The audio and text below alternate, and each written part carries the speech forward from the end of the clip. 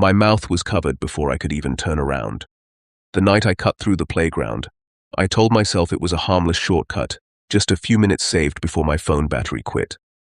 The swings moved in the wind, and the chains clicked together, and I kept my eyes on the sidewalk beyond them. I walked fast, shoulders tight, trying to act like I belonged there, trying not to listen to the sound of empty seats moving. I stayed on the gravel path, but my shoes still crunched, and every step sounded loud under the streetlight. The jungle gym sat in a darker patch where the lamp did not reach, and I angled wide because the bars made a cage shape. I thought about dinner and scrolling and getting my door locked behind me. I did not look into the shadows, I just kept moving. I heard something small behind the jungle gym, not a voice, more like a shoe sliding on mulch. I slowed without meaning to, and my head turned toward the sound, just for a second. Rough fingers clamped over my mouth from behind, and my jaw smashed into a palm and my teeth clicked. A breath warmed my ear, and a voice said, "Scream and it will be worse." My hands flew up and hit an arm that felt like rope under a jacket sleeve, and the grip did not loosen. I tried to twist, but my shoulders locked, and something hard pressed into my lower back, like a short pipe. My throat worked against the hand covering my mouth, and my eyes watered, and I tasted metal. The voice stayed close and said, "Walk with me." He moved me, not dragging, just steering, like I was a cart he owned, and my feet could not find traction in the mulch. The swings kept clicking, and now it sounded near my face even though we were behind the jungle gym. I shook my head, and my nose filled with the smell of sweat and stale smoke from his clothes. He whispered, "Do not fight." He shoved me toward the slide, and cold plastic scraped my forearm as I stumbled. His hand still covered my mouth, and my own breath heated my skin, and fear tightened my throat until my vision pulsed. I tried to stomp his foot and hit air. He answered with a squeeze that cut my breathing down to thin sips, and I heard myself whimper into his palm. I thought about biting, then pictured my teeth cracking, and I froze. My phone had been in my hand, and in the struggle it dropped, and I heard it skitter across the ground, then go silent. The loss of that little screen, that little light, hit me like a door closing, and I felt smaller without it. He leaned in and said, "You will listen." He guided me past the slide to the benches, where the lamp threw a narrow strip of light across the wood slats. In that strip I saw his other hand holding a bundle of plastic ties, the kind used for cables, and my stomach folded. I made a muffled sound into his palm. He said, "Good. Stay quiet." And he kept steering me toward the darkest end of the bench row. A car passed on the street, and for a moment the headlights washed the sand and the swing chains. I gathered what strength I had and dropped my weight straight down like my knees stopped working. His arm slid up my face and air hit my mouth. I yelled, "Help! Please, help!" And the sound came out cracked but loud, and I kept yelling until I felt him lunge again. He slammed me against the bench and the edge bit into my ribs, and my vision flashed bright. I heard his shoes scrape as he reached for me, and I threw myself sideways and rolled under the bench because it was the only place he could not get both hands on me. His hand grabbed my ankle and yanked. My heel tore free of my shoe, and he said, "You are making this harder."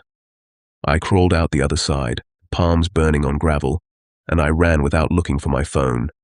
My lungs felt full of needles, and I could hear his steps behind me, close enough that I could feel the air move. I pushed toward the streetlight like it was a door. A porch light snapped on across the road, and an older neighbor called, "Hey!" and I screamed, "Call the police!" The attacker slowed, then stopped, as if the word police had weight, and he backed into the shadows near the jungle gym.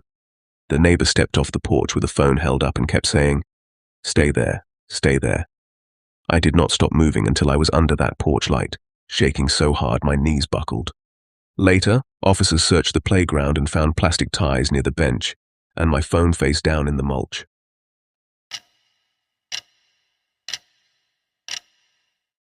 The shoe came up first, and then the rest followed with a sound I still hear when I close my eyes. I sat on the bench because the park felt calmer at night, and because my apartment felt louder than usual. The playground lights were off, but the street lamps reached enough to outline the slide and the swings. My dog wandered in slow circles, nose low, tail steady, doing the patient work that always seemed to settle him. I watched his shape move through sand and shadow, and tried to slow my breathing. The night air carried the smell of metal and old leaves, and the bench slats pressed lines into the back of my legs. I told myself I would stay a few minutes and then go home. The swings rocked just a little, not enough to clatter, just enough to remind me they were there. My dog paused near the sandbox, sniffed hard, then pawed once like he had found something interesting. At first it looked playful, the way he dug, quick and focused, sand spraying behind him. I called his name out of habit, then stopped because the sound of my voice felt wrong there. He did not look back. He dug faster, both paws working, shoulders shifting, and he made a low sound that meant excitement mixed with confusion. I stood and took a few steps closer, sand crunching under my shoes. The top of something dark broke through the sand, a curved shape that did not belong there. My dog grabbed it and pulled, backing up with effort. A small shoe slid free, coated with dirt, the kind meant for a child, with a cartoon star on the side worn pale. I said, "Drop it," softly, and he did, head tilted, watching me instead of the object. I crouched because standing felt unstable, and I reached out with 2 fingers. The shoe was heavier than it should have been. When I tipped it, something pale shifted inside, not loose, not attached to anything else I could see. My stomach tightened, and I felt cold start at my wrists and move up my arms. I did not scream. I did not make any sound at all. I pushed sand away with my shoe, slow and careful without knowing why, and the rest appeared in pieces, then in a hole that made sense in the worst way. A small foot lay there, separated cleanly at the ankle, skin gray with dirt, toes curled as if from pressure. I backed away on my hands, palms scraping, heart beating so hard it shook my chest. My dog stepped between me and the sandbox, hackles raised, and let out a sharp bark that echoed off the slide. I grabbed his collar because I needed something solid, and he leaned into me. I said, "We are leaving," and my voice sounded far away. As I stood, my knee gave out, and I caught myself on the bench, wood rough against my fingers. A car passed on the street, headlights sweeping the playground, and for a second everything was lit clearly. The shoe, the sand disturbed by digging, my own shadow stretched thin. I pulled out my phone with shaking hands and called emergency services, words spilling without order. I kept saying there was a child part in the sandbox, and that I was at the playground on the corner. I waited with my dog pressed against my leg, leash wrapped tight around my wrist, eyes fixed on the sandbox like it might move. I heard voices before I saw anyone, calm and clipped, then footsteps and radios. An officer told me to step back, and another knelt near the sand. No one asked me to look again, and I was grateful for that kindness. They taped off the playground, red and white fluttering where children climbed during the day. A plane vehicle arrived, and people I had never seen took pictures and spoke in low voices. Someone asked me to repeat what happened, and I did, staring at the swings instead of the sandbox. When they finally let me leave, my dog pulled toward the gate, eager, unaware of why my hands would not stop shaking. I do not sit on that bench anymore, not even in daylight, and I cross the street to avoid the sandbox. Sometimes I still feel grit under my nails that is not there, and I wake thinking I smell old sand. My dog refuses to step into that park now, pulling away every time. I listen to him, because he found something there that should never have been uncovered.